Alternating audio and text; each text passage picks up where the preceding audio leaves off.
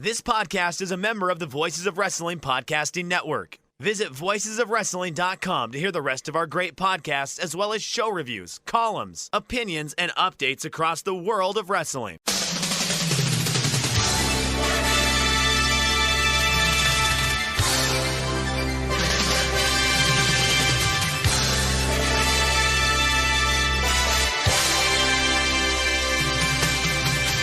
Hello everybody and welcome to the Super J-Cast. I'm Joel, joined by a very sleepy Damon McDonald and a very exhausted Joel as the Super J-Cast hangs on by a thread. It really is. Dying on its ass.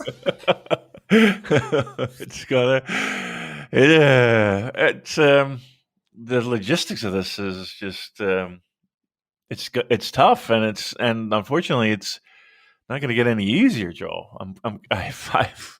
I've concerns, to say the least. I mean, eagle-eared listeners might have picked up at the end of last week's show, which ended abruptly because Molly was cooking something. She was deep frying some pork with garlic, and then it splattered in her eye, and you can hear her screaming at the end of the podcast, "Joel, when are you going to finish? I got oil in my eye."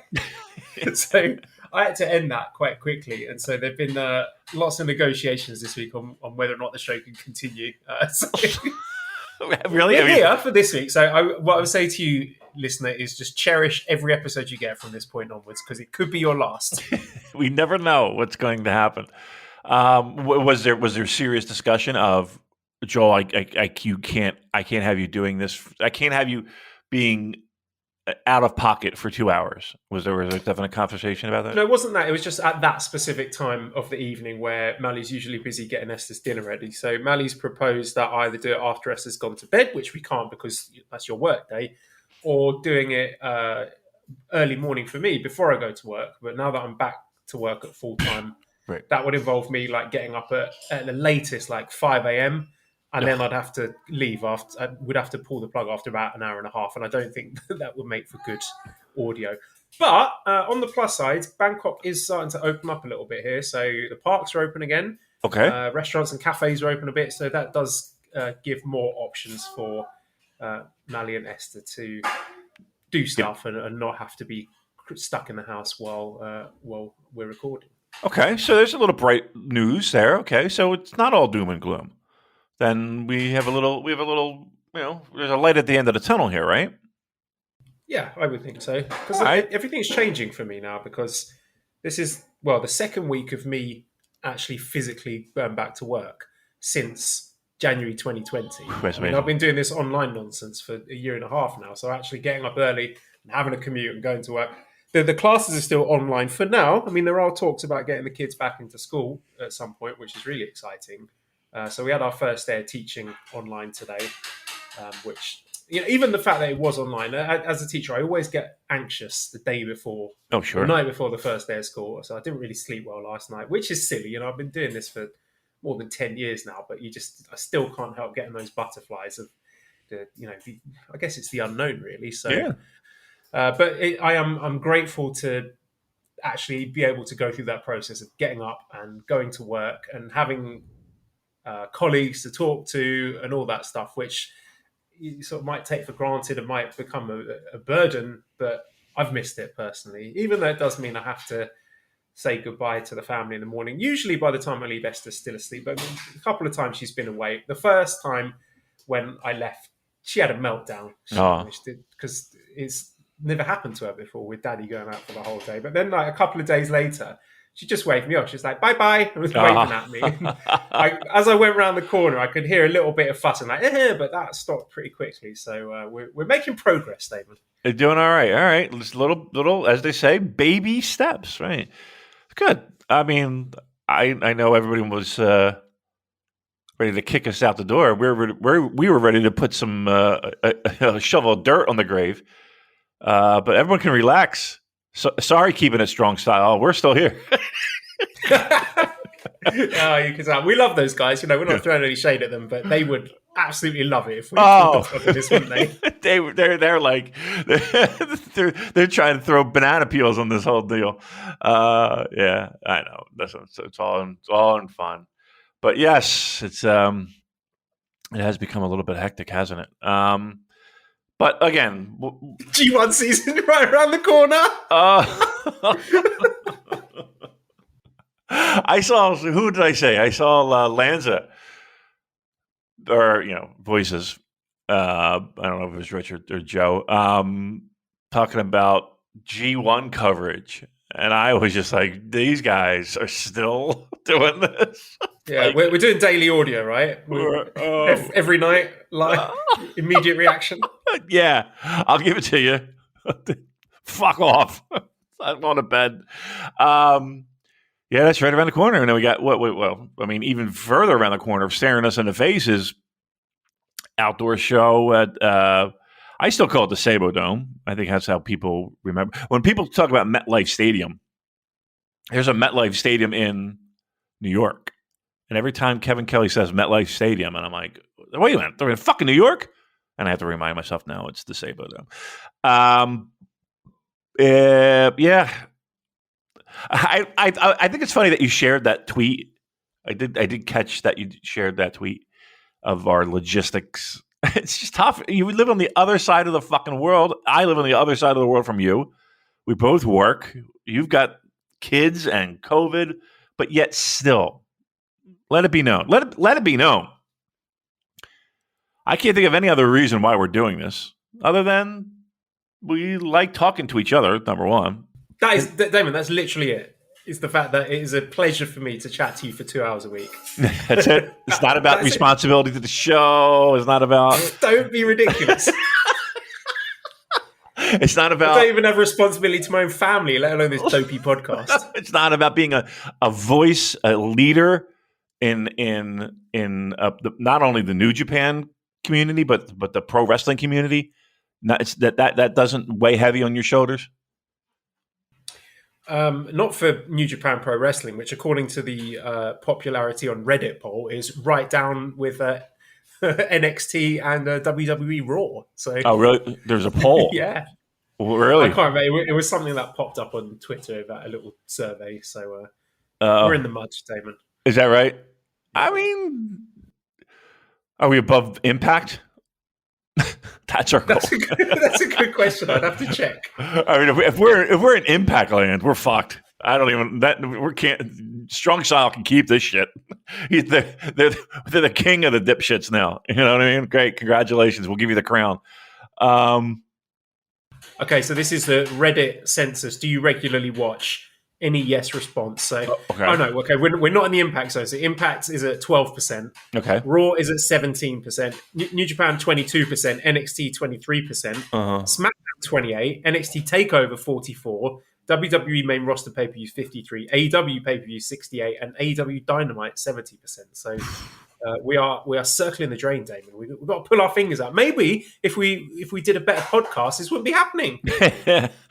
And listen. We can only do so much on the limited funds that we get, aka zero. I need to see a fucking chiropractor. The amount I've been carrying this company over the last 12 months. I know. I mean, seriously, the work that we have put in trying to create some buzz it's madness, isn't it? It's madness. Yeah. You like these strong lineups coming up, listeners? You're welcome. Right. I mean. Again, I don't want to sit here and toot a horn, but Joel was if you were looking for a person or a reason why, even the hardcore New Japan fans were like, I'm not sitting and fucking watching Strong. And every week, Joel would be here. I'm going to talk about Strong and be like, all right, dude, you knock yourself out.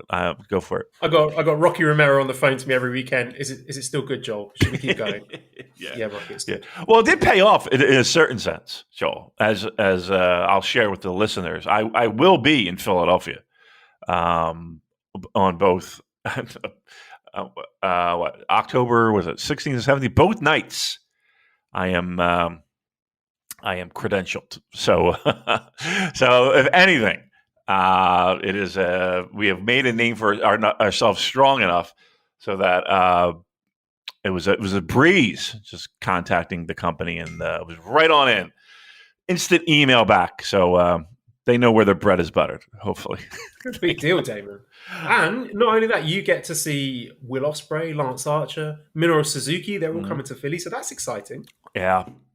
I'm gonna wear Groucho Marx glasses for half those people because I don't want them to know it's me. Are you Damon? What the fuck you say on the show? I need that in my life.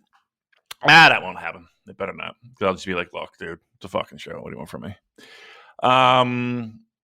We got a lot to talk about here today, though, right? I mean, this is not like we're just sitting here, with our thumbs in our asses. We got a big show to preview, right? And we have a couple things to review that I watched the other day. Junior related. They were pretty fucking good. Pretty fucking good shows. Let me take that back. Pretty good fucking matches. Shows. But there were some gems, and I don't know if there is a buzz about that Hiromu Douki match as much as there should be, but I thoroughly fucking enjoyed that, and I'm sure we'll get deeper into that in a moment. I mean, if we're looking at these midweek shows that just passed, these Coracle and Hole shows, we got two new young lions we got to talk about. Yeah. And two, what I thought were really excellent singles matches in the junior division. Dare I say, that's breathed a bit of new life into that division. It feels a lot fresher than it did before. One guy helps. Yeah. One guy helps. But the only thing fresher than this freshness in the junior division is the freshness you get, Damon, from our friends over at HelloFresh. Got the name right this week. He did. He did very good. I can't. You can't believe how much feedback we've gotten, positive feedback, at least from my end, that HelloFresh is on board. And, again, for a show that has a reputation as ours, it might seem like a pairing that is odd or a pairing that might be strange to some, but think not, because everyone enjoys a healthy meal. Everybody, right, and David, you have the privilege of being friends with me on Instagram, and you get to see the wonderful meals that I'm cooking. We love cooking here on the Super J Cast. I tell you, if this were available in the States, I would say that you would be on board, right? And again, during COVID, it was a bit of a struggle when it came to even just going to the market and getting food. And so these delivery services pop up, and they seem like a really great idea. Even before that, I was like, okay, let's give this a shot. And we tried them all. I can't say we tried them all, but we tried a lot of them. And I'll tell you what, HelloFresh was right there. And the food was pretty amazing in the sense that you're cooking meals that are almost step by step laid out for you to cook and make. And dare I say, it was fun, right? So again, you get fresh, pre-measured ingredients, mouth-watering seasonal recipes delivered right to your door. That's the concept. It skips the trips to the grocery store, which can be, that is one thing I hate in my life, is going to the grocery store. Can't fucking stand it. But HelloFresh, it makes coming home cooking fun. It's easy. And what's really weird is that you actually save money because you're eating what they're bringing. They're bringing enough so that, you feed your family or yourself or what have you. And that's it. There's very minimal waste. It's why it's America's number one meal kit, Joel. Look, fall is a busy season, right? We open the podcast with it. HelloFresh recipes save time you'd otherwise spend meal planning, shopping. Oh, so you can get back on to what matters. You can get back on with Baby Esther. I can get on with staring at my walls and watching hockey and all that stuff, right? It's a big family-friendly menu, too. It's a big win for back-to-school season. Easy, delicious recipes for drama-free dinners. 50 menu items and market items to choose from every week. You got, if you're a vegetarian, They have vegetarian meals and calorie-smart choices as well for those of you looking to shave off a couple pounds, right? And they have extra special gourmet options. Extra special gourmet options. That's pretty great for something that's delivered to your front doorstep. It's pretty great. There's something for everyone to enjoy. Recipes designed and tested by professional chefs, nutritional experts. So they're both involved. A meeting of the superpowers of food combining for you to ensure deliciousness and simplicity. Again, I'm a big fan of the HelloFresh, and I want you to be as well and experience this. If you're on the fence, if you're like, oh, I always wanted to try these things. I always wanted to see what they're like. And they sound pretty easy, and they sound pretty, it sounds like a no-brainer, right? Well, it is. You're on the fence. Let me see if I can give you a little helping hand, right? Again, we don't like to leave you empty-handed at the Super J-Cast. We're going to give you a little hookup here. Here's what you want to do. Go to HelloFresh.com/VOW14. All one word. VOW, Voices of Wrestling. VOW14, and use the code VOW14 for up to 14 free meals, including free shipping. I'm going to repeat that because that's huge. HelloFresh.com/VOW14. Use the code VOW14 for up to 14 free meals, including free shipping. That is a hell of a fucking deal, if I may say so myself. So, again, if you're on the fence and you want to kind of experiment with this, see what it's all about, now's the time to get on board, right? It's easy. Again, you're eating legitimate meals. No more bowls of cereal for dinner, kids, right? No more slap together a sandwich, a peanut butter sandwich. No more, I'm just going to go run to McDonald's or Burger King or Pizza Hut or whatever. It's all right there. It's easy. The ingredients are portioned out so that it's easy to cook. The directions are clear. There's pictures. HelloFresh.com/VOW14. Use the code VOW14 for up to 14 free meals, including free shipping. Get on it right now. HelloFresh.com is our friends. We appreciate them hopping on board. And I think this is a good deal for everybody. Again, HelloFresh.com/VOW14. Use VOW14 for up to 14 free months with HelloFresh. Outstanding. Definitely recommend that to all our listeners. HelloFresh, get on board. So let's talk about Summer Struggle 2021. Specifically, these Korakuen Hall shows. We saw debuts for our new young lions, Yohei Oiwa and Kosei Fujita. Both of them, they look incredible, like already absolutely jacked, shredded. Shota Umino, take note, please. They look completely. Fundamentals are all there. The basic technique. The snap is there, Damon. The snap. Lots of growling. They can work a shoulder. Selling surprisingly polished this early on. Good intensity. I like having Yuto Nakashima at ringside barking at them. That was a nice touch. And, I said it last week. It's tough to draw too many conclusions this early. But it's exciting to see some new blood in the ring. The domestic roster is very stale at the moment. There's no two ways about it, which is not the company's fault. But this certainly helps. Crowd really into it. They managed to generate a lot of drama with the Boston Crab spots as the timer ran out. I'm seeing a lot of buzz about these lads. People are really high on them. People are excited, Damon. Yeah. They're new faces. It's something to be excited about. And once again, as we say with all the young lions, when they first kick in, it's fun to follow their career and their path. And this is another example of two young. They looked young. To me, they look younger than I remember any other young lions debuting. They looked like kids, probably because they probably are. But they just looked very young. Again, fit.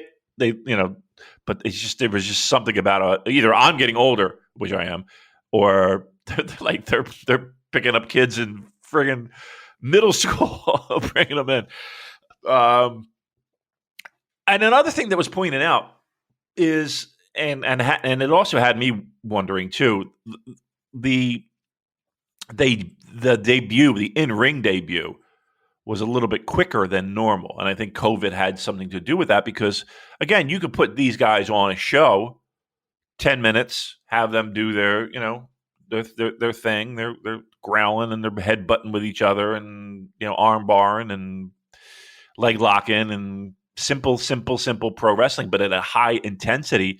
And again, you can open a show, and now you have people invested in your opening match even more so than just sticking out a random 6-man tag.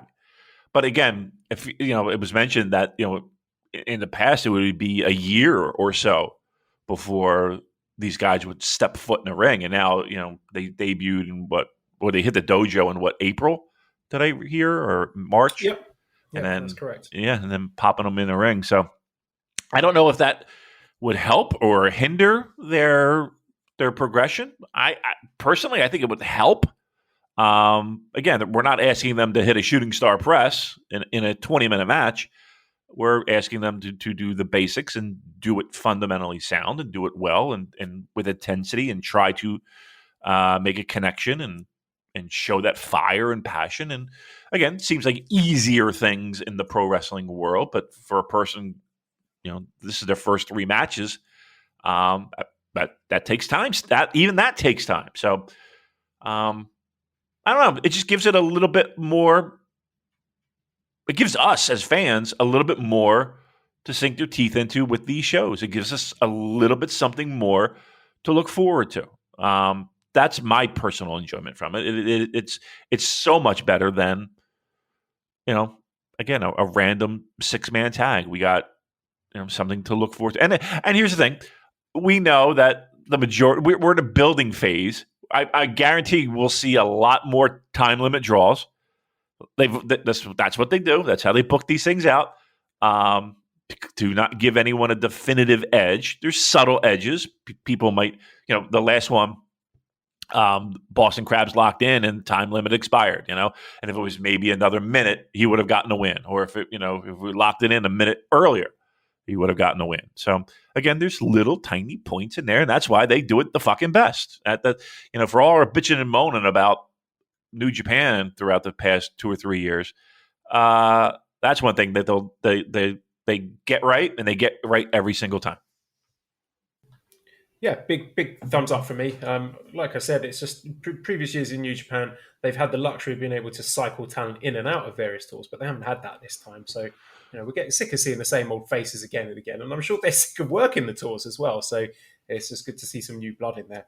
Let's talk about the 4th match on this show on Friday, a special singles match with Robbie Eagles, the junior champion, defeating Master Wato in a non-title match after 17 minutes, 32 seconds with the Ron Miller special. I do have to say, I think Master Wato's still got to get rid of that stupid soccer mum haircut. He looks like an idiot, but he is improving. I think he's improving a lot. First of all, Robbie Eagles, he's great. He once again proves he's one of the best at structuring a leg match. Like, it's a central part of most of his matches, the way he finishes people with a Ron Miller special. And I thought here, Master Wato was really good. This was maybe the best Master Wato match I've seen. The selling, he started really well on his end when he kicked the ring post. That was great. But he's a guy with a very sort of dynamic, high-flying moveset. It doesn't mesh well with consistent knee selling. So he blew it off in the middle of the match. But whatever, I'm not going to get outraged over that because most wrestlers do that, to be fair. But aside from that, that's one tiny nitpick. I thought he was really good here. Like, I can feel his confidence growing, especially the bit where Robbie started slapping him around. And then Wato fired up. They were laying into each other with chest kicks. Like, we don't get to see too many striking exchanges like this from Wato. So he is adding more strings to his bow. They really stepped up the pace towards the end, and it was very good, I thought.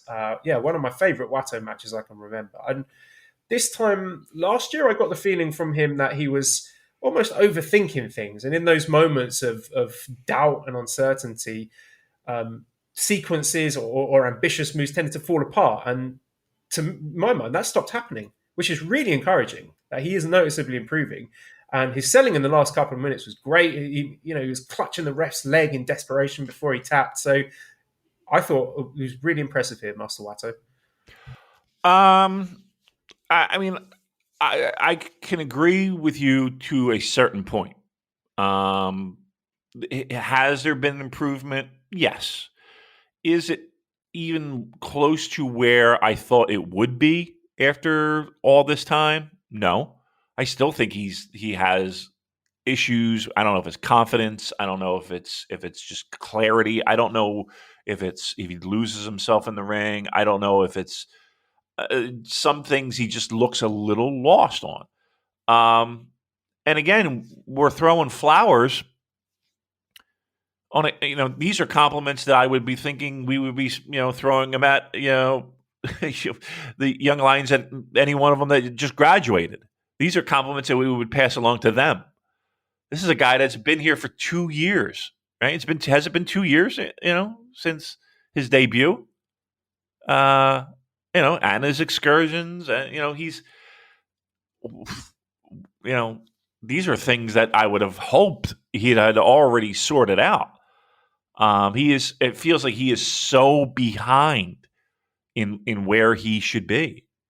And this is coming from a guy who, before he left for excursion, I was talking about, coming back and competing for singles gold out of the gate. Whew. I don't think we're anywhere near where we need to be with that. Was the match good? Yeah. Okay. Yes. Is that Robbie Eagles? Maybe. I don't know. I mean, and let's put it this way. And I mean this as a compliment, by the way. I know when people put that little qualifier on there, it's usually not, but I really am. Like, he didn't cause the match to be bad. Like, he wasn't a reason why the match, would have went bad. It wasn't a bad match. Like, he didn't drag down the match. But I feel like he kept up with Robbie Eagles. Robbie Eagles, as opposed to both guys pushing each other to make a great match. And again, we're throwing compliments on a guy that, boy, I thought we would have been well past these type of things that we're checking the box on for Master Wato.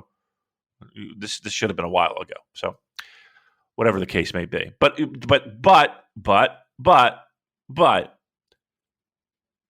was one of the best Master Wato matches. How high is that bar? I don't know. That's another question altogether. But yes, I will say it is one of the best Master Wato matches I've seen. I'm just not sold on Master Wato. I don't think. I actually was sitting and watching this match in my beautifully refurbished office, Joel, by the way, where I mounted a TV right in my viewing distance where my work desk is. Just perfect. I just have to turn my head just a slight bit. TV right there. And I'm thinking, I don't think this guy's with New Japan in another year or two. I think he's one of those guys. If money were tight, let's just say, and again, nobody wants this. But again, I'm going to give you a gloom and doom scenario, Joel. They got to make roster cuts. They got to trim some money, balance some books. Master Wato is at the top of the list of the people who get cut, right? Like, he's working Basara, right? He's going to be working with Tajiri on, doing the rounds on the Japanese indies, right? He's that guy, right? Am I not wrong? No, I don't think so. He's a very young. He's one of their homegrown dojo boys, and I doubt he's on like a really lucrative contract to the point at which they need to jettison him to keep themselves afloat. No, I love the way we've gone from me saying, yeah, this is the best Master Wato match, to you saying he's going to be working for Basara in 12 months.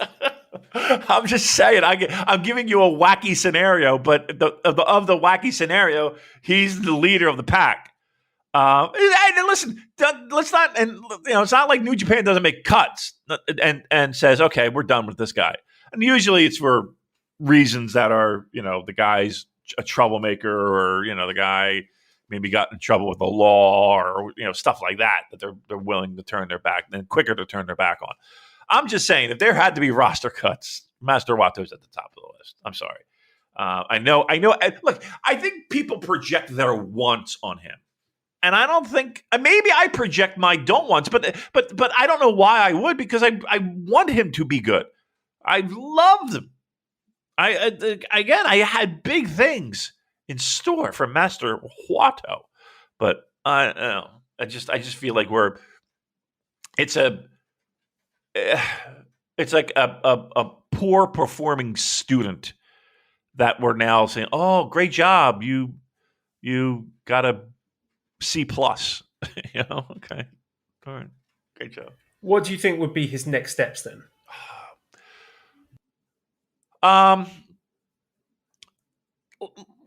The biggest challenge, I think, at this point is making him feel like a guy who is important.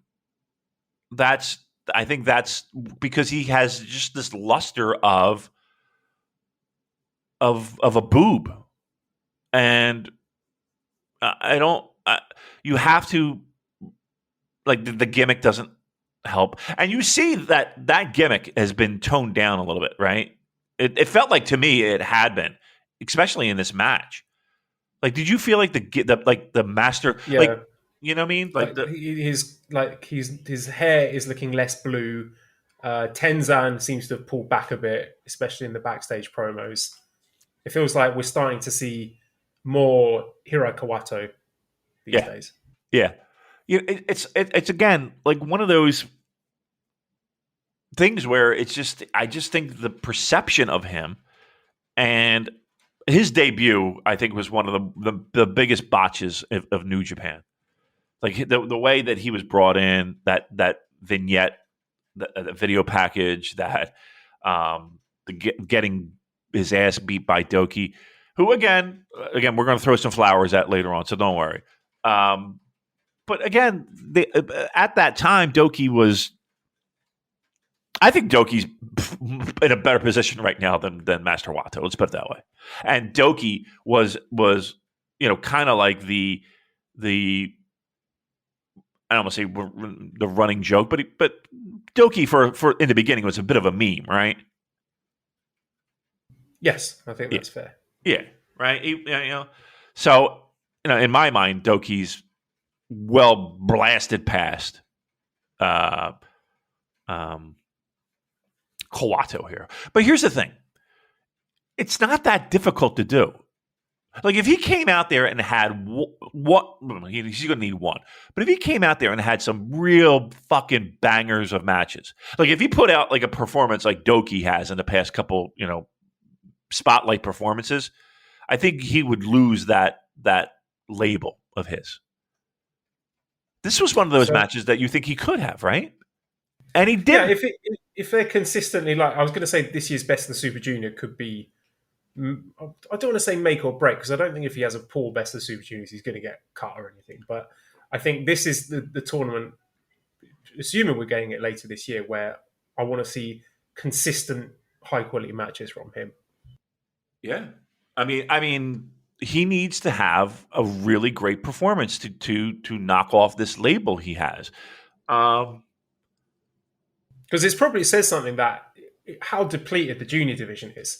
He hasn't sniffed a shot at that IWGP junior heavyweight title. Right. What does that tell you? They don't trust him to do it. I wouldn't trust him to do it. Would you? No, he's not a credible threat to it. Not only a credible threat. If he does win it, it will feel completely unearned. Okay. And not only that, I'm just saying is this a guy that you would want to put in a big spotlight match?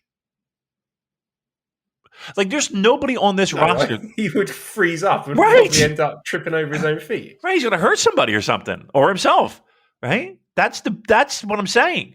So it's like, okay. And again, we're not talking about a guy who hasn't been in the ring a long time. It's been a while. He's been in pro wrestling for a while. Are you giving him? I always say, and we always say, there's not a guy on this roster that if they get the tap on the shoulder, they could go. I still think that he could. I don't know. I have doubts in my mind. He's one of the only guys I have severe doubts in my mind. Like even like a guy like Fale can be carried, right? Even though Fale might be a bad example because he hasn't been in the ring for a long time, but you get my point. Like even when Fale was getting a push, you put him in the ring with an Okada, you put him in the ring with Tanahashi, you put him in the ring with Naito, you put him in the ring with Ibushi. We can work around his shortcomings, and they usually did. I mean, I'll give you. Could he have a great match with Hiromu? Based on what I saw against Robbie. See? Right. If it was a cartwheel deathmatch, I would not be making that bet with you. Right. He could. I think the tools are there, but whether or not he would, there's too much uncertainty in my mind at this point because we haven't seen it consistently enough. Thank you. But if I said, okay, Douki, yep. Even if I said Bushi, can Bushi have a great match with Hiromu? Oh, no doubt. Yeah. Say what you will about Bushi. Tap on the shoulder, he can go. Yeah. I don't know if you could say that for him, for Master Wato, right? I cannot sit here with confidence and say, yes, I would love to be able to. I don't think I can. And I can go down, again, tap Yo on the shoulder. You think you can get a great match out of Yo? Hiromu versus Yo. You think it could be great? Yo is it's a bit of a question mark for me since he's come back from the injury, but I don't think that there's no one else on the roster where I have the confidence issues. Right. Like 99% of that roster, I think if you give them the tap on the shoulder, say, right, big title match, you're going to main event XYZ show, they will step up. Yep. Wato is not a guy who, sort of psychologically, he seems like a guy who would get nervous and fuck up rather than being like, yeah, I'm going to step up my game and deliver a great match here. Okay. This is my big chance. I agree. So now we have 99% of the roster, and we have 1% that we don't have the confidence in. Why is he around again? Well, I would say, again, because I think he's a dojo boy, and a number of dojo people they've lost for various reasons in recent years, and the lack of talent coming through means unless he is actively removing himself from the company or the business, then he's going to stick around. Yeah. Again, they're not going to get rid of him, to be very clear in that. They're not. There's no discussion of it. There's no that I've heard. But again, I'm playing pro wrestling general manager here. Why am I keeping this? I tell you what, it's like once things have opened up, I keep saying this, fingers crossed, once travel's back on, and we start getting some proper international talent coming over to that junior division, that is going to be sink or swim for Wato, because if he can't perform like this day in, day out, then he is going to find himself on the undercard forever. Yeah. Whilst guys like Ryu Lee or Clark Connors or Leo Rush or Daniel Garcia or whoever go and eat his lunch, basically. Every one of those names I would take right now over him. Every one of those names. I don't think there's a guy on strong that I would take that I wouldn't take over Master Wato. And I don't want this. So he's got basically however many months until things open up to get on that level. Otherwise, he's undercard for life. Right. And he had a year's worth of runway. You know what I mean? He's had at least a year, right? Over a year of runway to figure it out. And the dude ain't figured it out. And again, to be clear, my voice just cracked. It's 6:00 in the morning. He had a good match with Robbie Eagles to make that point solid. He had a good match with Robbie Eagles. The conversation is, okay, is it good enough for me to think of him as anything other than a guy who is floundering and a guy who I still have no confidence in a big spot? And if I have no confidence in a big spot, if he's the 1% of the 99% that can, what are we doing with this dude? Right, well, let's move on. Spent like 40 minutes talking about fucking Master Wato. Fifth match was the Hiromu Takahashi comeback match where he beat Douki in 29 minutes, 43 seconds with the time. I think it was the time bomb too, actually. And as you said, let's throw some flowers at Douki here. Whew. Again, setting aside the memes for a second, let's be honest. Not only is, in my opinion, he a legitimately good wrestler who can absolutely hang with the top guys in big matches. He gets a tap on the shoulder. He is going to fucking put his body on the line to make it a great match. He is one of the hardest working people. Yep. He does ridiculously unsafe things to entertain us. Yep. That Douki bomb from the top rope where he smashed his elbow into the guardrail. Oh. Holy fuck. I thought he'd broken his arm then. And I said on Twitter, he reminds me of 2017 Hiromu, when Hiromu was like throwing his body around recklessly for the sake of our entertainment. This was so good, Damon. What a match between these two guys. Like some of the Jave style sequences with all the counters and reversals, that was great. The flippy shit was good. The crazy bumps, just tremendous fun. And I'm just thinking, like, what can we read into Douki being the guy who was chosen as Hiromu's comeback opponent? And I think it's a sign of his growing stature in the company. He's become a fan favorite, a cult favorite. He's not old. He's only 29. Am I mad for thinking that there is value in, dare I say it, a Douki title push somewhere down the line? I'm not necessarily saying he wins it, but having a challenge at least. We've got a question. Jamie says, Douki impressed me in the match versus Hiromu. Do you think he'll be pushed more off the back of it? Also, do you think he should be pushed? And I was speculating maybe one of the things holding him back, he doesn't have the sort of traditional Bushiroad sort of matinee idol, good looks and funky haircut and chiseled body that they usually go for in people they're pushing. He's not a bad looking guy by any means. I mean, I've seen a picture of him without the mask. I think he's a very handsome guy, but just the kind of aesthetic he's got is, it's like the shindy sleazeball, isn't it? Which works for him and which I like, but it's not something that screams, yeah, Bushiroad are going to push this guy to the top.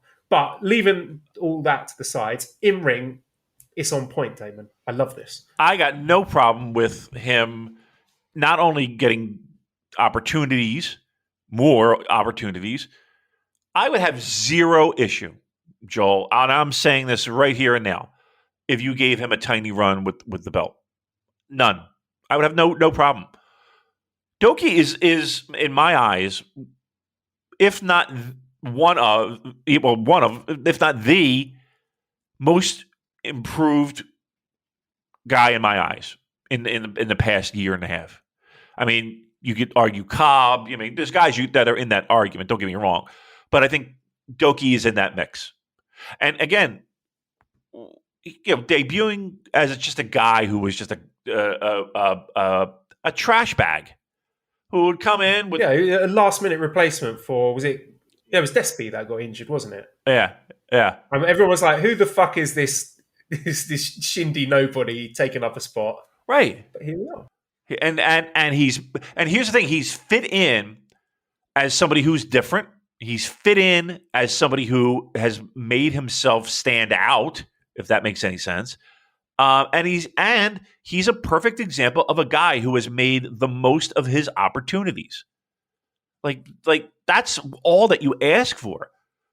Like, make the most of your opportunities. You put Douki in there with any of those juniors. Like, I have no question that dude will have a great Best of the Super Juniors. Great. Because he understands the moment. Now, look, being in the ring with Hiromu doesn't hurt, especially his first match, where he's raring to go. He's got more energy than than anybody else that I know of. He understands the moment, and some of the shit that you mentioned, that one dive where his arm just took the brunt of the rail. First of all, they open up the match, and it's 10 minutes of getting whipped into the rail. I mean, that's not really a way I'd want to start a match. Ouch. And it just kept going from there and there and there. Again, crazy spots. But spots that didn't seem like completely out of place. Like, I felt like even the crazier stuff had context within the match. Now, Douki, I would have no problem. I mean, listen, I'm going to tell you flat out, they've had worse people hold that belt. That's for sure. I would have no problem with him. I really wouldn't. And what that did and does is it does open up that, to a little bit more options. Not only with the singles belt, you find him a decent tag team partner. You mean to tell me we couldn't have a little run with the junior tag titles too? Again, when you have a piece of the puzzle that you didn't expect to have, it just opens up so many more options. He's a guy that do I sit here and say at this point, I really, it's not like he's turned into a Tai Chi for me in the sense that, I'll watch this match. I'll go out of my way to watch this match, and if it's on paper, but he's gotten to that point. Like if you told me there would be a Hiromu Douki, rematch thrown on any of these cards, I'd be like, all right, I'm in. Fuck yeah. He's gone from a guy that I completely hand waved to a guy that, dare I say, gets me going, gets my pants down, especially in high-profile singles matches. I was just going to look up actually what his point tally was in Best of the Super Juniors last year, because I know in his first year he only got one win. I mean, obviously he was a last-minute replacement, so he got one win, and that was over Ren Narita. Last year he got 2 wins. One was over Uemura and one was over Bushi. So I think for this year's Best of the Super Junior, he's got to be at least middle of the road, right? Yeah. Yeah. 5.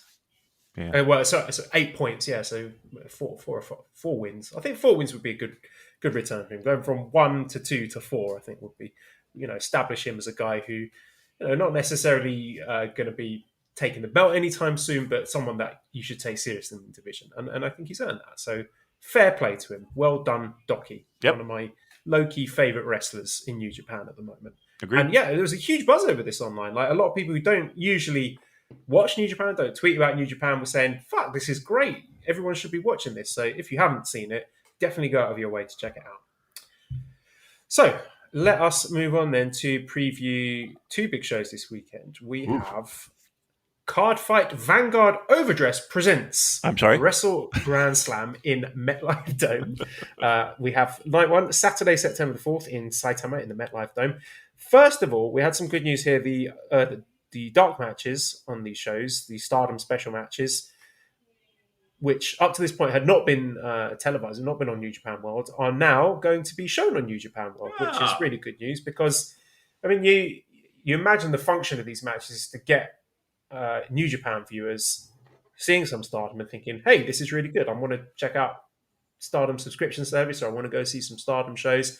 And not having it on New Japan World is a big obstacle for that. And it's, I understand the sort of political landscape of these TV channels is different. It's NTV, I believe, that have the rights to broadcast Stardom, and they were reluctant to have a TV Asahi-owned property like New Japan World owning and broadcasting something that belonged to them. But it's something that's win-win for everyone. TV Asahi / New Japan World show the Stardom stuff, and then more people end up coming over to NTV. So we had some questions about that. Welky says, do you know what obstacles had to be cleared to have the Stardom matches on World? And that is my question. Spannerhead says, do you think Bushiroad saw what Cyberfight did with Cyberfight Festival and how Cyberfight are able to have a lot of cross-promotion between their companies, hence why Bushiroad seems to have sorted out the TV rights stuff for Stardom to have their matches finally be shown? That is my question. To add to this question, sorry for making it long-winded, on the same day of Dark Match broadcast announcement, Bushiroad / Stardom announced a pay-per-view in Osaka-jo Hall, which runs directly against a Tokyo Joshi Pro Wrestling pay-per-view, TJPW being Cyberfight Joshi Promotion. So, yeah, I think all of those factors that I just mentioned have gone into this. And, yeah, I dare say Bushiroad's putting a bit of pressure on NTV to get them to see sense and let them show it on New Japan World, because it's only going to benefit everyone in the long run. Right. Now, keep in mind that picture this scenario. You're running a division for a network television station in Japan, or cable, or whatever tier you want to call it, whatever. You're in charge of the programming, and they come up to you and they say, hey, we want to put on this pro wrestling, and it's owned by this other company. I don't think they understand the logistics of, it'll help everybody. All they hear is it's owned by somebody else. No, we're not doing that. So, right, and these are the same companies that are aggressively going after anyone that dare show a GIF of their company on Twitter. So that's not how they operate. Right. It's and again, I don't think they understand the value of even what they have when it comes to the pro wrestling. They just know, oh, I own this thing. I also own all these other. This is mine. Fuck you. Right. That's really what it comes down to. And they don't even know what they have. So when the pro wrestling people are having that conversation, yes, it makes absolute sense. Let's do it. Blah blah blah. There's no reason not to. And then you get a person in a suit that's making a decision that has no clue. They just know that, no, this is mine, and why would I do this, and blah blah blah blah blah. So once you get that obstacle out of the way, which again throughout the history of pro wrestling you have, once you get that guy wearing the suit out of the way, 9 times out of 10 things run smoothly. But it's that one jerk off who thinks they know, and they have their business degree, and they're going to show you how it's done. They really have no fucking clue. So that's all that is. And once you get past that obstacle, and sometimes it's a little bit harder in some instances. Once you get past that, usually it's smooth sailing. So our first match is a special tag match: Tiger Mask and Robbie Eagles against Bushi and Hiromu Takahashi. I think this would be a lot of fun. I mean, no titles on the line, but I understood why Bushi and Hiromu weren't in the Super Junior Tag League, but their presence was missed, and I think this is like a nice little kind of apology, saying, "I'm sorry we weren't in the Super Junior Tag League. Here, have a junior tag match on us." So obviously this is to set up the upcoming Eagles and Hiromu match, but I'm going to be looking at Tiger Mask and Bushi here. I think they might surprise a few people. I know it's only the opening match, but it's not often that they get a chance to perform in a feature match at Tokyo Dome. So I think this one will be a lot of fun, and I expect I don't know, actually. It's hard to predict a winner. You would think that whichever team wins, the guy on the losing team is going to win the singles match, right. The junior. Like, for example, if Hiromu's team wins this, then Robbie Eagles is going to retain, and vice versa. But how do you see it going? I think, in my mind, there's no. If Robbie Eagles' team loses, obviously Robbie Eagles is not taking the fall. But I think the Pro Wrestling 101 booking would be have the challenger win this tag match so that you can do the stare down of, "Whoa, that could have been you, Hiromu," and blah blah blah blah blah blah blah. Just to make the challenger that much more credible for the next show. So I'll, by that logic, I will say Eagles and we'll be pulling out the win here. Yeah, I agree. And people sleeping on that Tiger Mask Robbie Eagles team, they were really good in the Junior Tag League. So something to look forward to, I think. Second match is a special singles match, Yo versus Sho. This one's a surprise. It kind of hasn't had much build. I mean, we had the angle, but it's not like things were sort of bubbling up. And obviously there were sort of COVID things to worry about, but it's just like they broke up. Oh, surprise! Here's the big match. So it's a funny one, and the way it's positioned on the card as well. This is below the KOPW Yano Chase Owens match, so that has a stipulation, right? So I don't know how I feel about this. I mean, for me, if I had the book, the direction would be Sho just absolutely destroying Yo in about 5 minutes, saying, "I'm a heavyweight now. I want in the G1." But I don't necessarily think that is going to be what happens. But yeah, they do this. This is the one thing that I feel like they missed a boat on sometimes. Like, and this might be me talking about it from a westernized pro wrestling perspective. When they have breakups and they have people leaving factions and leaving tag teams, the next match is a match that has to be. And it can end in a DQ. It can end in any, a screwy job, whatever. But it's got to. I just burped by that. It's got to be something that is that shows the emotion of Yo getting fucked over and he's not going to take it, right? Yeah, something that was noticeably absent in the Sanada Evil Right. singles match in Right. Wrestle Kingdom. Exactly. Like, if they go into a fucking armbar, I'm going to lose my shit. You know what I mean? Like, this is not a place. Collar and elbow tie up. Right. Test the strength. Right. They got to go fucking swinging. Like, yo, here's what happened. The tag team that you have been in for the past how many years is no longer, because the guy that you trusted and leaned on and thinks you're the weak link and have been dragging him down from a professional standpoint.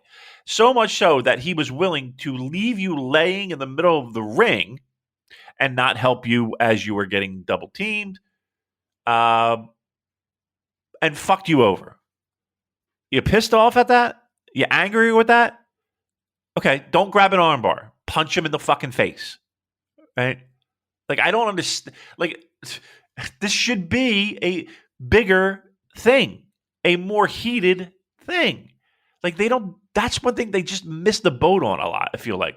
And again, if you're going to have a wacky stipulation match, I mean, maybe not the first match they have, right? You build to that wacky match, that wacky blow off, whether it's a cage or whether it's a no DQ match or whether it's whatever. Like, the first match, you know, maybe Show gets the upper hand by cheating. Who knows, right?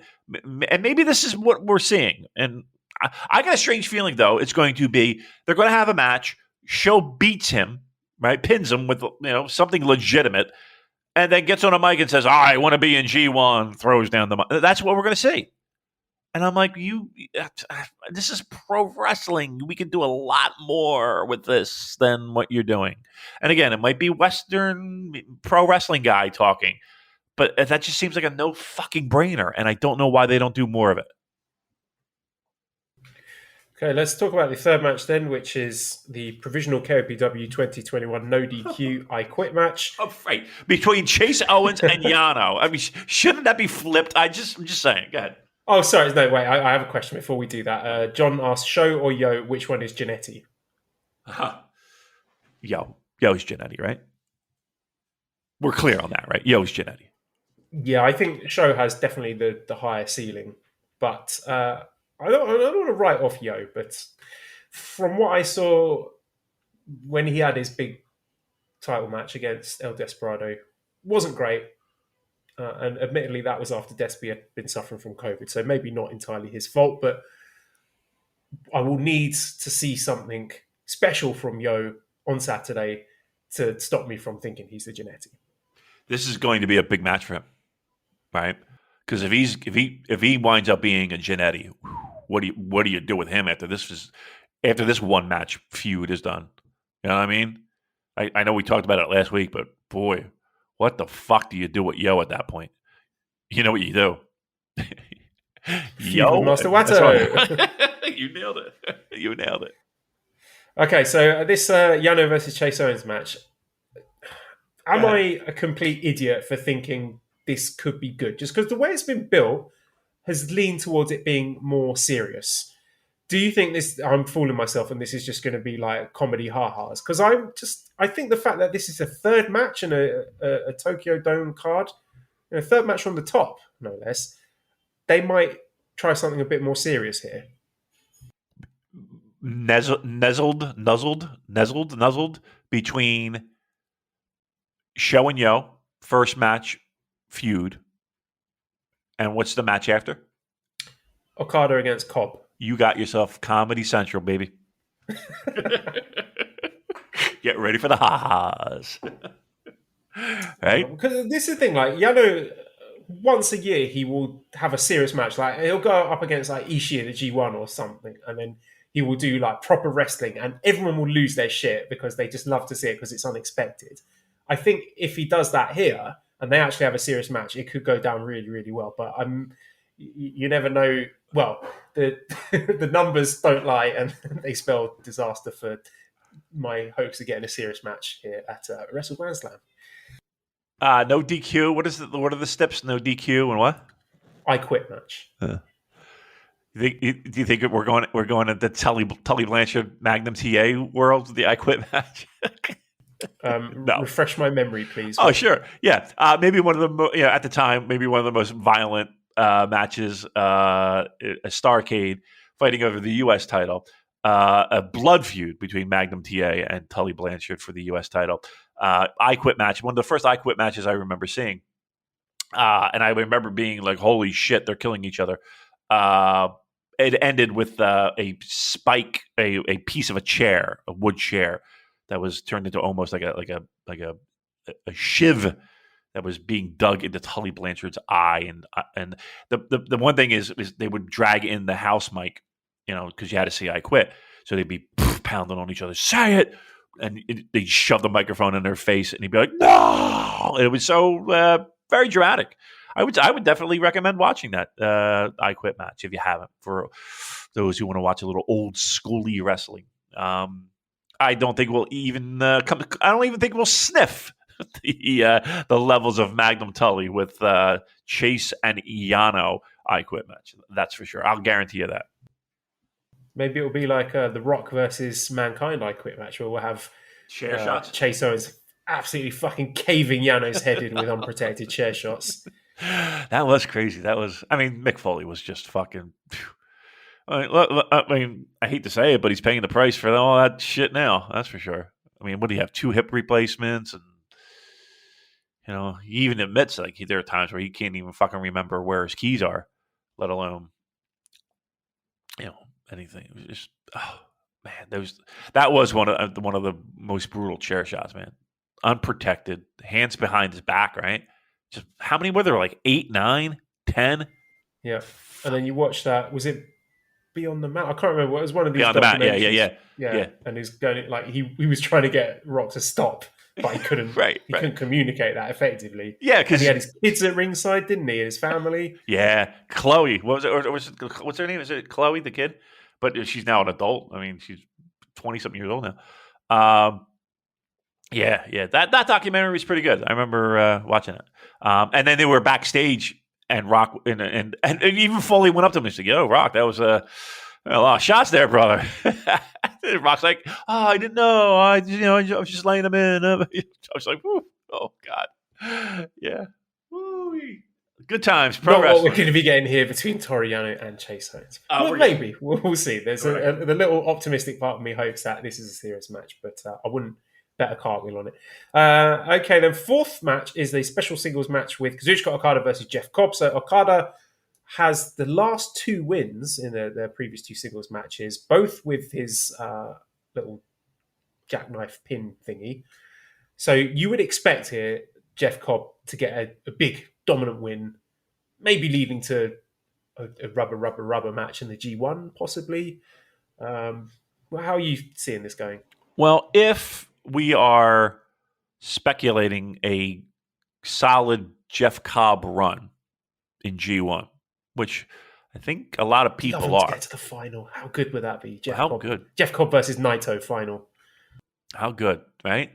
I kind of want a dominant Jeff Cobb in G1. If we're talking that, it would make sense to kickstart that thought in people's heads with a little dominant win here at MetLife, right? Against a big name. I would do it. I would definitely do it. If again we want Jeff Cobb to go deep, yeah, why not? Why not start it off here? Get people's minds into that mode of Jeff Cobb's a serious fucking player. I would do it. I would definitely do it. And our main event is the IWGP US Heavyweight Championship match with the new champion Hiroshi Tanahashi defending against Kota Ibushi. So a very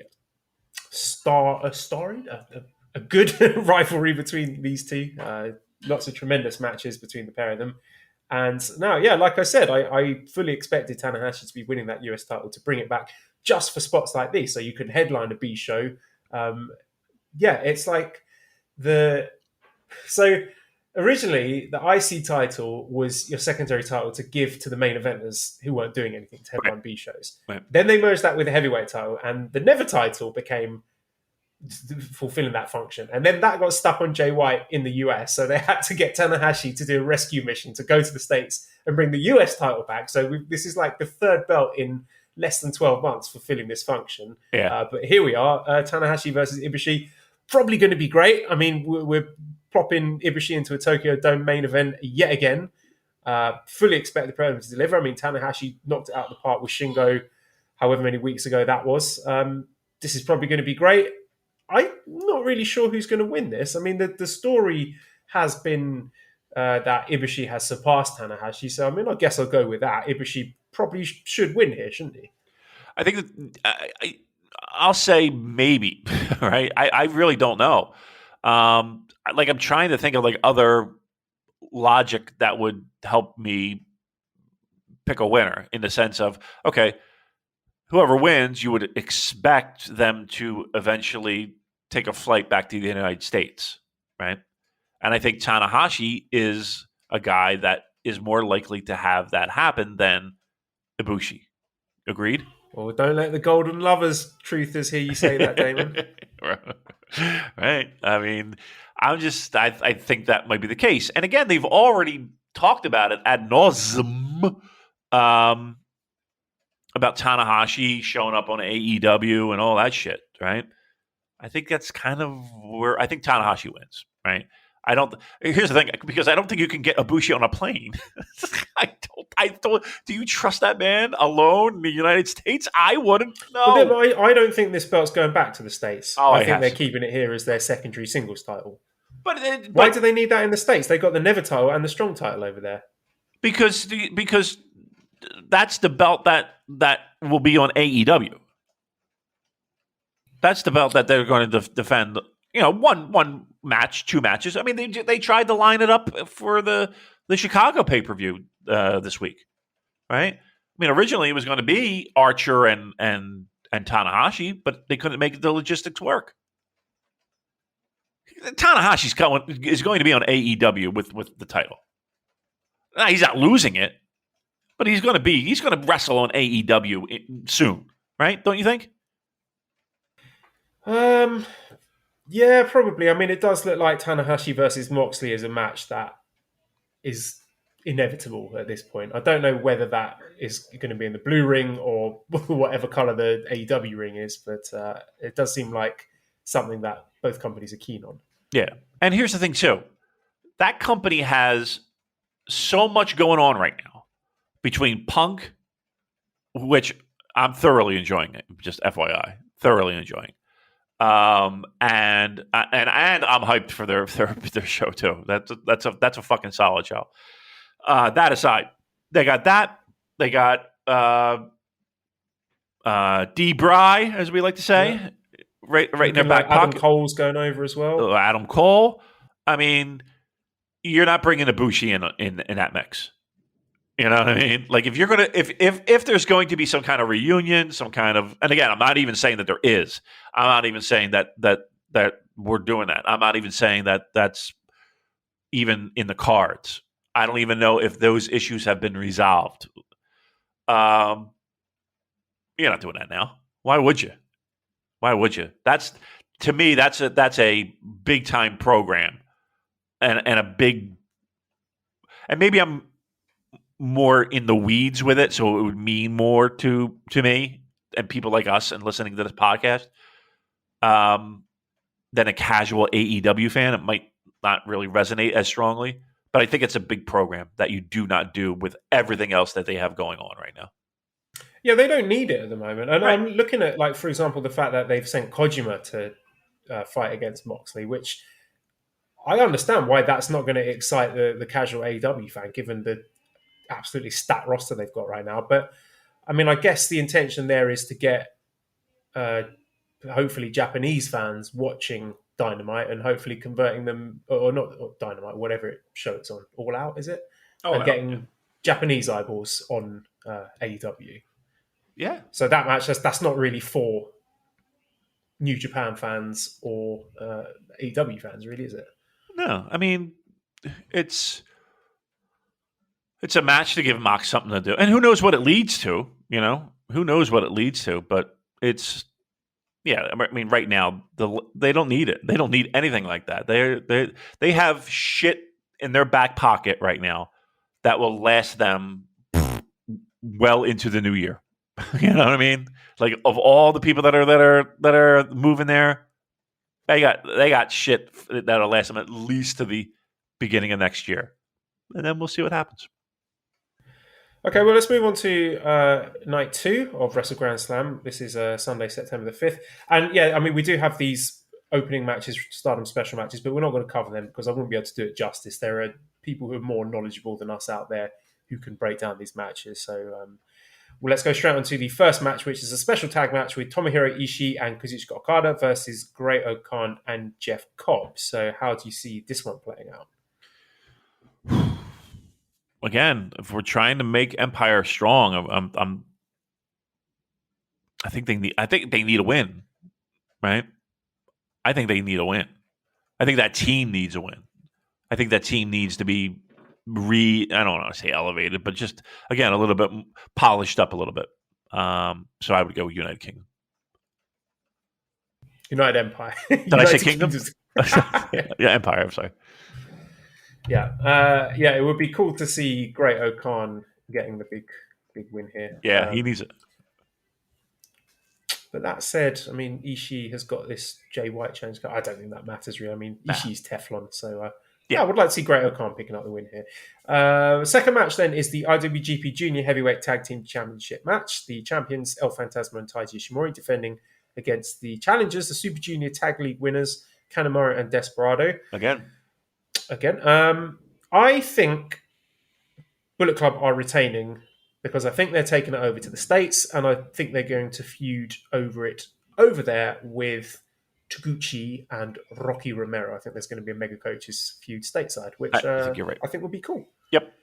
But all 4 of those guys, if I'm not mistaken, are scheduled for the tour, Texas, Philly. Yeah, I would agree with that. I think Bullet Club retain just by looking at the tea leaves in the future. Third match is the IWGP Heavyweight Tag Team Championship 3-way match. The champions, Dangerous Tekkers, defending against the challengers, Sanada and Naito, and Yoshihashi and Goto. So Mark says, the tag triple threat seems an odd choice. Is this a high-profile match reward for Yoshihashi's good work this past year? Joby1 says, Goto and Sox teaming up to go after the tag belts feels like a troll job at this point. Is there a reason why New Japan refuses to team just Goto and Ishii? I'm excited by this. I'm happier to see this triple threat than another Dangerous Tekkers LIJ match because I like all 3 teams involved in this. I think Goto and Yoshihashi are a really good team. They've impressed me a lot in the past 12 months. I think they deserve a spot here. Usually I'm not keen on multi-man or multi-team tag matches, the 3-ways, but I think this one could be really good, actually. I think it opens up a little bit more options for all 3 teams to do some creative, fun stuff. Which they've done in the Never 6-man title matches as well. So they are used to having 6 wrestlers in the ring doing exciting, crazy sequences. Yeah. I think, honestly, to me, this feels like a match where they just, it's not a multi-man tag match. It's a multi-team tag match. But it feels like the same kind of dynamic to me, right? And in the past, those matches have been really fun for the Never 6-man title. So, yeah, I mean, are people bitching and moaning that it's a 3-way dance? I think it's casual fans who haven't really been watching much Yoshihashi are looking and saying, "Oh, why is Yoshihashi in this?" Yeah, well, then they should be. Yeah, I mean, watch the product, watch the show. Yeah, watch the show. I mean, he deserves to be there. I think the match will be good. I just don't, and they usually don't. People complain. Well, it's 2 teams are in, the other team takes the powder. Then they hit their spot, and then the next 2. I don't think you're going to have that dynamic that you usually would have in singles triple threat matches. The idea of those. No, I think it'd be fun. I think it has the opportunity to be really good, actually, and it's placed pretty decent on the show. It's got a little. This could be good. I'm kind of digging it, actually. I'm into it. And our fourth match is the IWGP Junior Heavyweight Championship match. Robbie Eagles defending against Hiromu Takahashi. This will be great. It will be great. It's going to be tremendous. And I would like to see Robbie retain. I'm not convinced that he will, but I think Hiromu chasing for a bit longer would be a smart thing to do, personally. And I like Robbie Eagles as a champion. I think he's doing a very good job being a prestigious holder of that belt and elevating it by having great matches week in, week out, whether that's in tag action with Tiger Mask or just having random singles matches against Master Wato. I agree with what you're saying, but Hiromu's your top guy, and your top guy gets the title. And I think a chase for Hiromu takes him down a little bit of a peg. I think he's your top guy. He's a cornerstone of the promotion. I don't think there's any harm in him winning the belt out of the gate. And I look at the card and it's like, okay, so who's winning titles? Who's losing titles? Who's keeping titles? And I don't see many titles changing hands.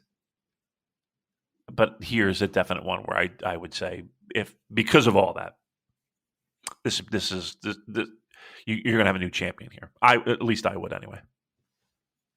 And our main event is the IWGP World Heavyweight Championship match with the champion Shingo, is fully recovered from COVID, defending against the challenger Evil. Hey guys, it's me, James. Says, how much money would it cost me to put Douki in the Wrestle Grand Slam main event instead of Evil? Dave, I do not care about this match in the slightest. I don't think there's much chance of Evil winning, and I don't think the match is going to be very good. I'm sorry, but I've not seen enough from Evil since he's had this heel turn for me to say, oh, yeah, he's going to deliver in the Tokyo Dome main event. Oh, sorry, not Tokyo Dome. I may have said Tokyo Dome, the Seibu Dome. But yeah, how are you feeling? Probably in the same boat as you. Look, if they both have their working shoes on, this could be a very good match. My thought process is, though, it could be a great match that's going to be shit upon by outside in. Here's what I feel in my bones. Great match, main event, you're into it.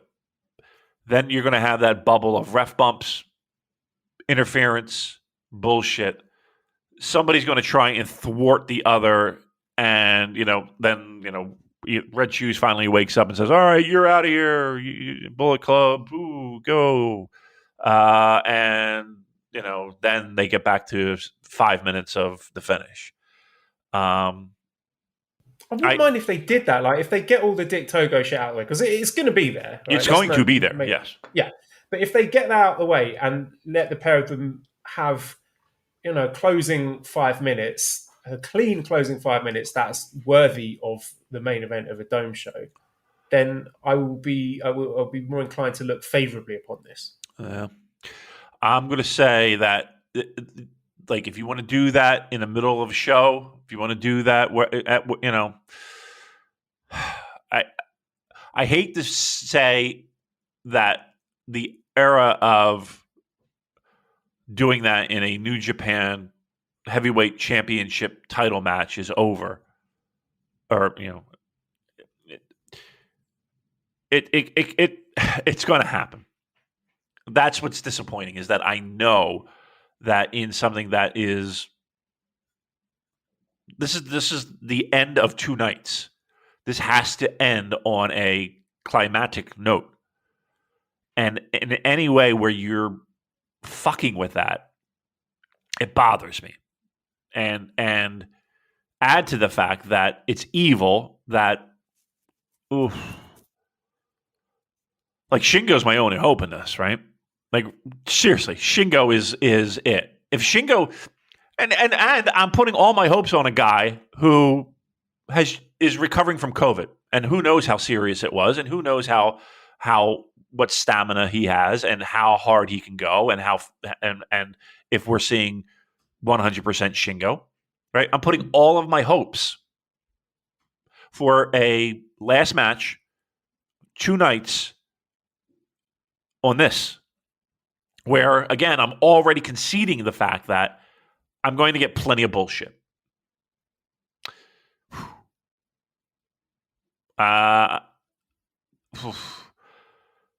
We might be coming back here next week and shitting on a main event.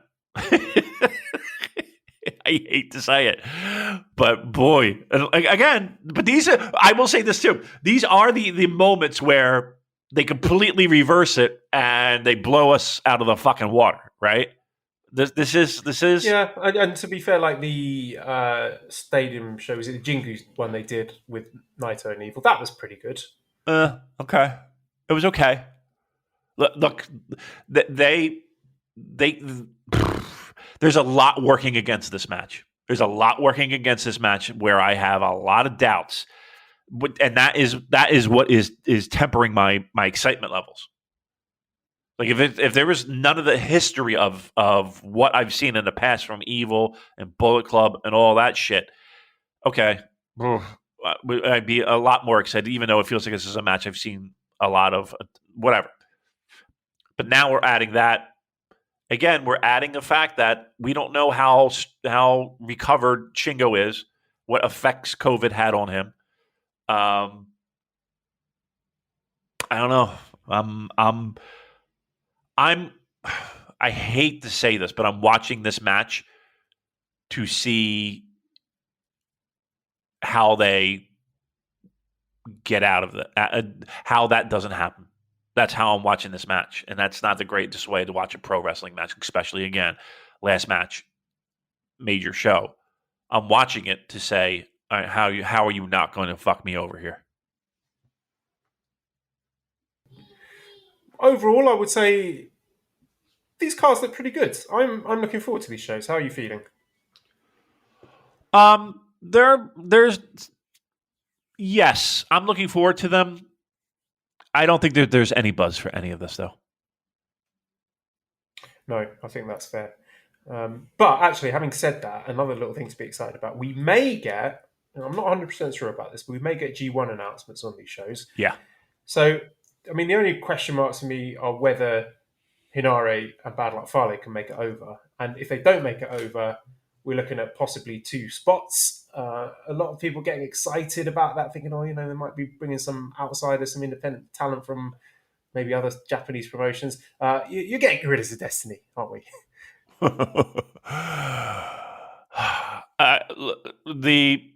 That's one thing too. Like when they announce those names, that's either going to get people pumped up for the rest of the show, or it's going to put a fucking wet blanket on the show too.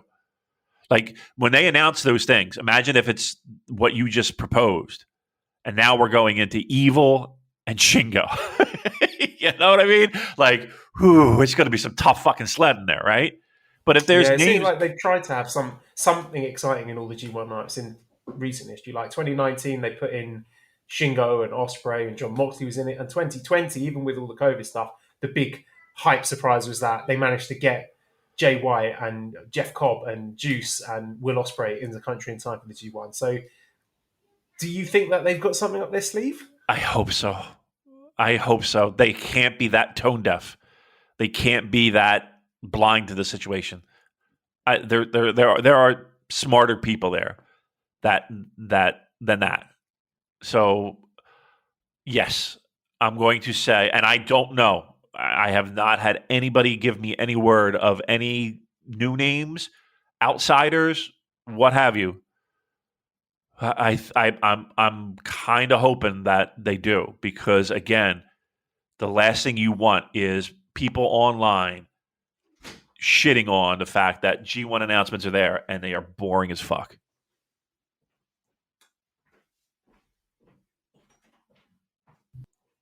I live in hope more than expectation for those. Let's talk about New Japan Strong. So this was Summer Struggle USA last Friday, August 27th.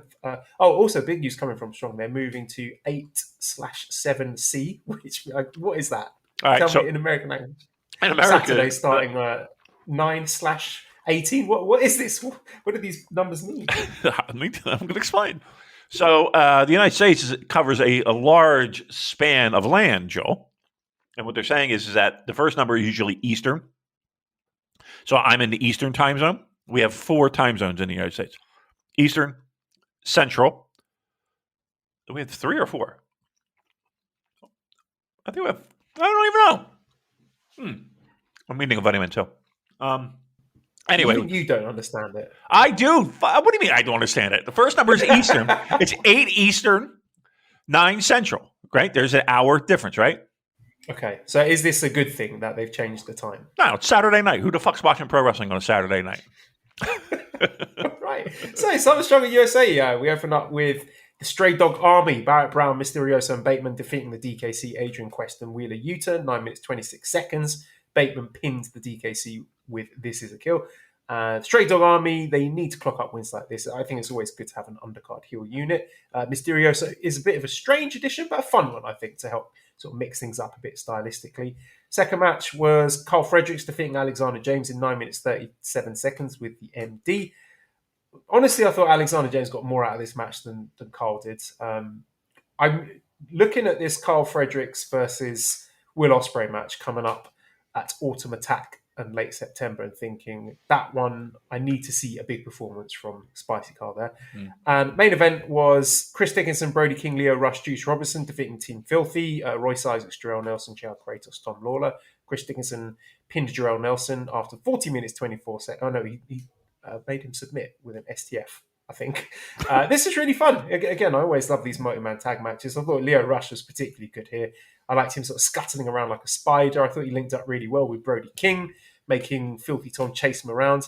And actually, I thought the Juice and Tom Lawler segments were really good as well. So I know we've been shitting on Juice Robinson a lot recently, but I think there would be good value in Juice against Filthy Tom as just a dominant win for Filthy Tom to bump up his stature in the company. Yeah. And I think West Coast Wrecking Crew, again, they're looking more and more like a good fit in Team Filthy. And there was a really good post-match angle as well with Hikuleo and Juice Robinson, where Hikuleo attacked Juice and smashed him through a table, setting up a tables match in future weeks. Yeah. Chris says, I like Filthy Tom, but the strong title seems weak. Is he feuding with Chris Dickinson? Is he feuding with Leo Rush? Is there a title defense that they're building towards? Do you agree that the strong title is the worst book title in the company at this point in time? I disagree with that. I think that's a bit extreme.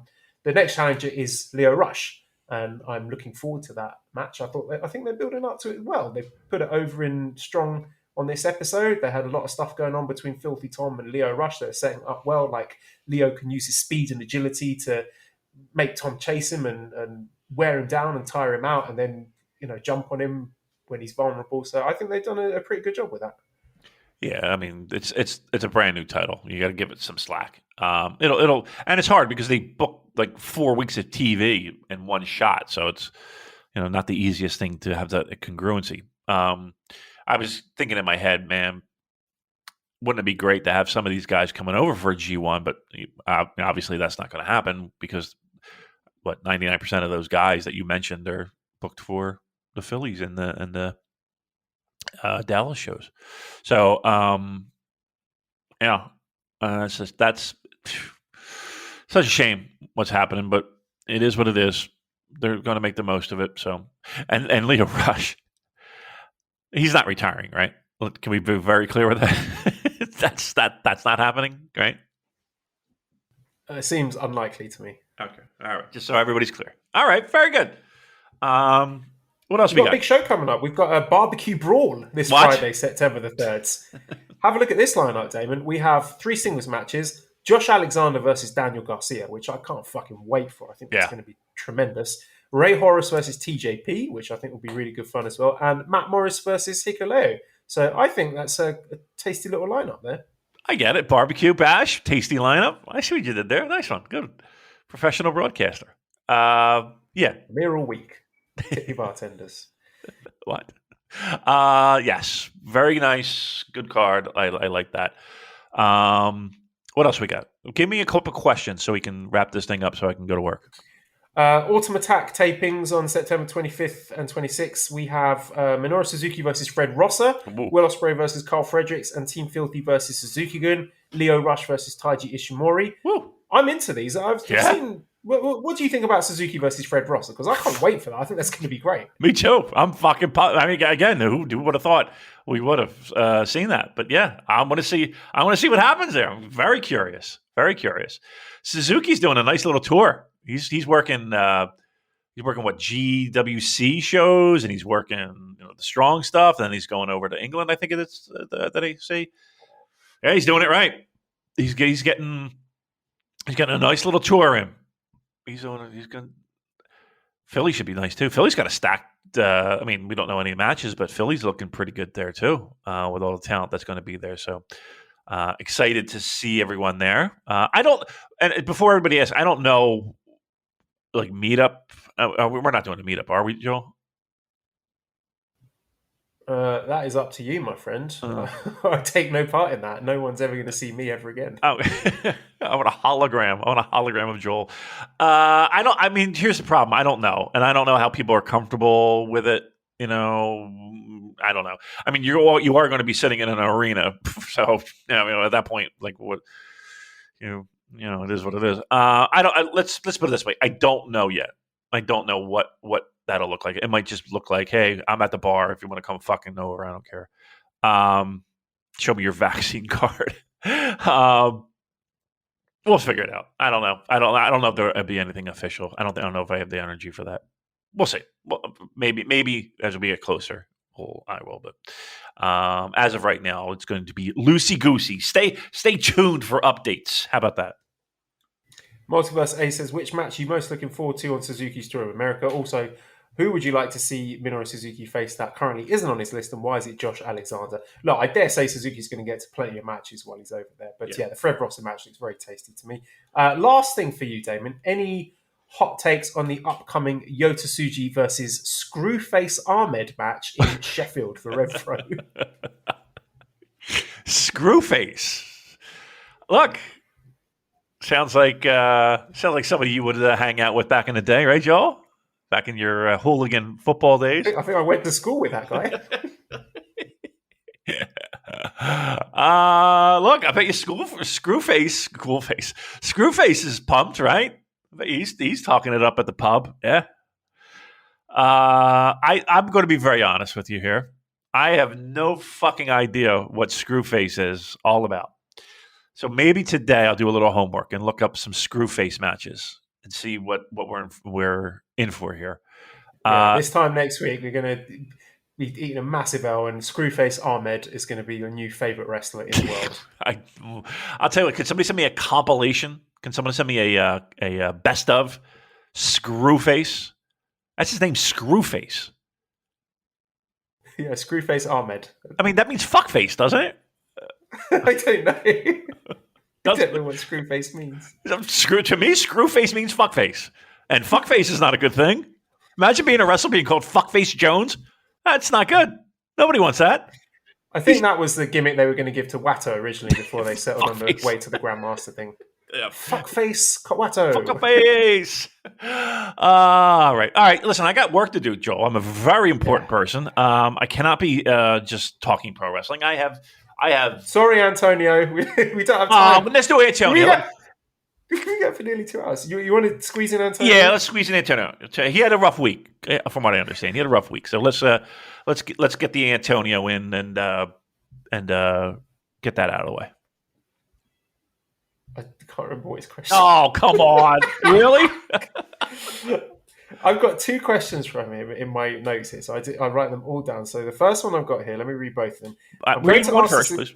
So I'm going to ask this again, since you guys didn't understand first question. Thoughts on Evil Push and why it failed in your opinion, because the matches were shit. Second question, thoughts on the bad period that New Japan, ROH, CMLL and NXT are facing, especially New Japan and NXT, and who you guys out of those 4 will turn around and who will not turn around. That's my second question. So why did the Evil Push fail? And New Japan, ROH, CMLL, NXT, which one do you think will bounce back? Okay, let's start with Evil first. Evil failed because he was a guy that before that point was just a middle-of-the-road guy. And he was a guy that when he had challenges to the title, no one believed he was a credible challenger at the point. Even with G1 wins and stuff like that, over Okada, just the positioning of where the shows took place, they weren't going to drop the title. Okada dropped the title, the show before the Tokyo Dome. So again, he was put in a position to be a guy that, again, a place filler for a challenge to get to a dome. So for that 2-week span, when Evil turns on LIJ, wins G1, he was red hot. People were excited. It wasn't like people were shitting on it at that point. They were pretty excited. And then he wins the title. And people, no, what happened, Joe? Help me out, refresh my memory. What the fuck happened? He turned. So he won the New Japan Cup. The New Japan Cup, I'm sorry. And then at the end of after the New Japan Cup final, he turned on Naito. Right. And then at Dominion, the next night when he was wrestling Naito. That's it. Dick Togo made his debut. It got a little confusing there. So and then, so now he's the champion, a guy who again was never looked at as a champion. Now he's a champion, which again people were like, that was the first time in a long time where we had a champion that people didn't feel like deserved to be a champion. Okay, now add the interference, the fucking screwy shit with the Bullet Club, the all that shit that we bitch and moan about all the time. You add that on top of it. Matches weren't that great. Matches were pretty shitty, actually. Disappointing. And away you went. That's why Evil failed. Thank you. What's happening with the companies? Out of the 4 companies, New Japan, ROH, CMLL, NXT, which ones do you think will bounce back? I think pro wrestling goes in cycles, right? And a lot of those companies that you mentioned depend upon live gates, people showing up at arenas for their revenue. And when that revenue dries up, it's tough sledding, right? So the companies that are succeeding have TV contracts and multi-million-dollar TV contracts to help float. So they can run shows, tape it, broadcast it, and still find a way to squeeze out some money. Now, over on top of that, their live shows are now coming back, and they're able to capitalize on that. So, like a Ring of Honor and stuff like that. Listen, they're always going to have their pockets of fans, but it's hard when you can't have live events. And now that live events are coming back, hopefully they'll be in better position. WWE, NXT, they shot themselves in the foot. I mean, they tried to be one thing, and then they changed their mind and cut a lot of great talent, and are still in the process of cutting great talent and changing their philosophies, and that's where they are. New Japan, they'll bounce back. I mean, again, COVID is a big issue, and let's be honest here. In the United States, I'm super excited for all the stuff that New Japan's putting on. So yeah, a worldwide pandemic can fuck up plans. Let's put it that way, Antonio. You'd also like to know what I think about Ronaldo going to Man United. I think it's a bit of a square peg in a round hole. He'll score lots of goals, I'm sure. You can probably count on him for a good 15, 20 goals. But I'm worried he might, well, not worried, but I think he will upset the balance of that team. People that team has been built to get the best out of, guys like Bruno Fernandes or Paul Pogba, even guys like Marcus Rashford or Mason Greenwood. It might upset the apple cart there because he is a big personality. He's going to expect everything to revolve around him. So I think he may cause a bit more trouble than it's worth. But we'll see. I'm excited. I think it's an interesting time. Anyway, is he the most handsome man on planet Earth? No, that is me, actually. Good point. All right, let's wrap it up. redcircle.com/shows/super-j-cast. Give us money so we can keep doing the podcast. Esther! Yay! She was good today. She was very good today. I didn't hear a peep out of her today. No. Esther, come here. Come to Daddy. At Cobra Kawaii and ProWrestlingTees.com/SuperJcast. Big thank you to Editor Dan. You find him on Twitter at LousyHero219. Big album coming out. Big album? Yeah? Yep. What, September 24th, right? September 24th. Big album coming out from Escape the Box. So, you can pre-order it on your iTunes and, streaming services. Get it right in the queue. Help Dan out.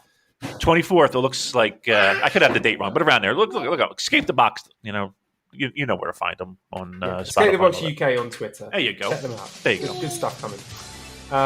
Subscribe to the Voices of Wrestling podcast network for other great shows. Give us a 5-star review on iTunes. Follow us on Twitter at the Super J Cast. Thank you everyone for listening, and bye bye. Esther, say bye bye. Bye-bye.